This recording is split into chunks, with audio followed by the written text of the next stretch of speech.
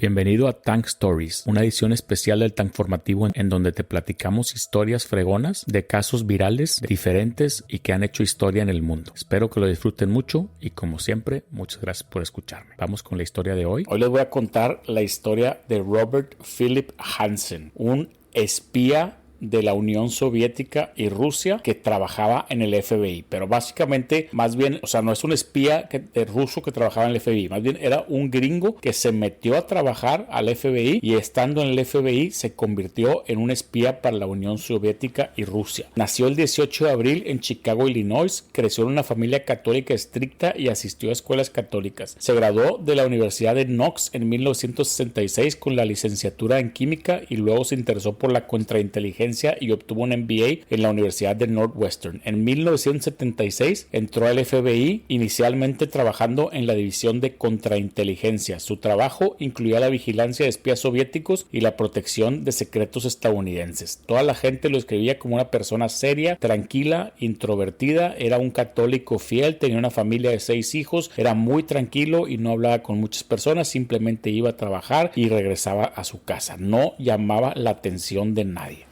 Apenas en 1979, 3 años después de haber entrado a la FBI, Hansen se acercó a la KGB, que es la agencia de inteligencia soviética, y les ofreció información a cambio de dinero. Este fue su primer acercamiento y su primera venta incluyó detalles de operaciones de contrainteligencia estadounidenses y los nombres de 2 agentes soviéticos que trabajaban para el FBI, o sea, al revés. 2 rusos que estaban dando la información al FBI, le dio el nombre a los rusos y estos fueron ejecutados por las autoridades soviéticas.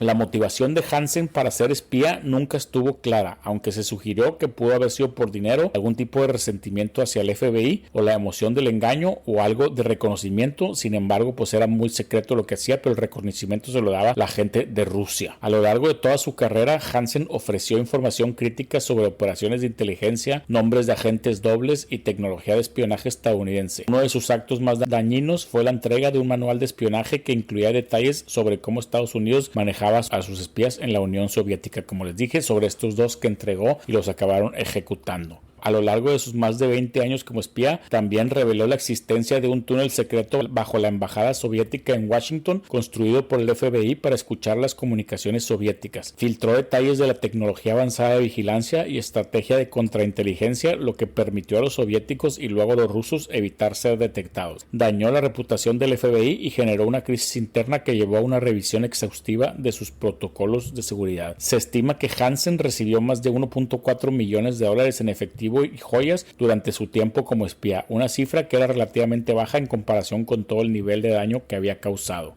Hansen utilizaba métodos de comunicación extremadamente seguros y discretos, empleaba cifrado para sus mensajes y usaba palmadas, dead drops, para dejar y recoger información. Las palmadas eran lugares preestablecidos como parques o áreas específicos de oficinas abandonadas donde él dejaría paquetes con información clasificada y recibiría pagos. Por ejemplo, uno de sus métodos favoritos era dejar información en una bolsa de basura en un parque cubierta con un periódico o similar para que pareciera basura común. Los agentes soviéticos y más tarde rusos recogían estos paquetes sin ser detectados. Literalmente, imagínate que estás viendo una trama de una película de espías. Hansen también usó la tecnología de su tiempo. Usaba discos de computadora para almacenar y transferir información, lo que era muy innovador para la época. También tuvo acceso a computadoras del FBI, lo que le permitió copiar y luego filtrar datos digitales. Hansen proporcionó detalles sobre tecnologías y métodos de vigilancia estadounidenses, incluyendo cómo se manejaban las llamadas filtradas telefónicas, las operaciones de vigilancia física y cómo se protegían las comunicaciones encriptadas. Esto permitió a los soviéticos y rusos ajustar sus métodos para evitar la detección. Reveló detalles de varias operaciones clandestinas como la operación Courtship, una operación diseñada para manipular a oficiales soviéticos para que trabajaran para Estados Unidos. La revelación de esta operación significó un duro golpe para la inteligencia estadounidense.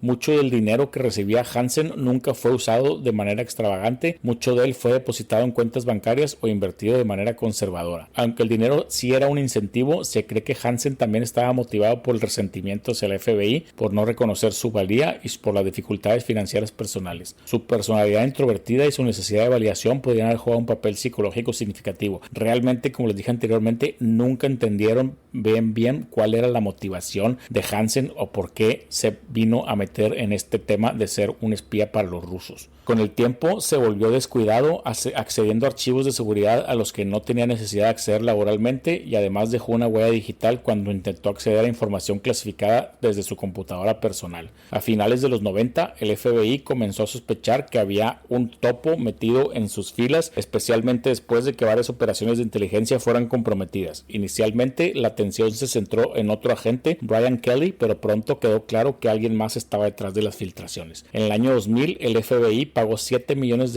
a un exoficial de inteligencia ruso para obtener archivos que incluían huellas digitales y grabaciones de un espía estadounidense. Toda la evidencia que les entregó apuntaba a Robert Hanssen. El 18 de febrero del 2001, o sea, un día como hoy, Robert Hanssen fue arrestado en un parque cerca de su casa en Virginia mientras dejaba un sobre con documentos clasificados en uno de estos puntos muertos. Su arresto sacudió por supuesto al FBI y al mundo de la inteligencia. Hanssen se declaró culpable de 15 cargos de espionaje para evitar la pena de muerte. En el año 2002, apenas un año después, fue condenado a cadena perpetua sin posibilidad de libertad condicional. Pasó el resto de su vida en la prisión federal de máxima seguridad, la ADX Florence de Colorado, que es de las prisiones más fuertes que tiene Estados Unidos, y vivió en confinamiento solitario 23 horas al día. Murió el 5 de junio del 2023 a los 79 años. Esto quiere decir que pasó 21 años en la cárcel, metido 23 horas solo en su celda. El caso de Hanssen obligó al FBI y otras agencias de inteligencia a revisar sus protocolos de seguridad y mejorar sus métodos de detección de traidores internos. Por supuesto que en su momento, en el año 2000, este fue un caso súper sonado. Yo me acuerdo muy poco del tema, yo estaba muy joven, pero sí me acuerdo de haber visto algo, pero sí salía en todas las revistas, en todos los artículos, y obviamente si hubiera sido el día de hoy, pues hubiera salido en todas las páginas de internet. Su historia la puedes ver en una película que se llama Breach del 2007, en donde Chris Cooper actúa como Robert Hanssen. A lo largo de los años, Hanssen mostró muy poco remordimiento, manteniendo su fe católica y su postura de sus acciones que fueron justificadas en términos de su interpretación de la justicia y la moralidad. La historia de Robert Hanssen es una lección sobre las complejidades de la lealtad, la seguridad nacional y los peligros de la traición en la era moderna. Les digo, de verdaderamente es impresionante, y si quieres saber más sobre él, basta con que hagas una búsqueda en las redes sociales, en la búsqueda en las herramientas de inteligencia artificial o en tu buscador favorito, y vas a encontrar mucha información más sobre la impresionante doble vida de Robert Hanssen.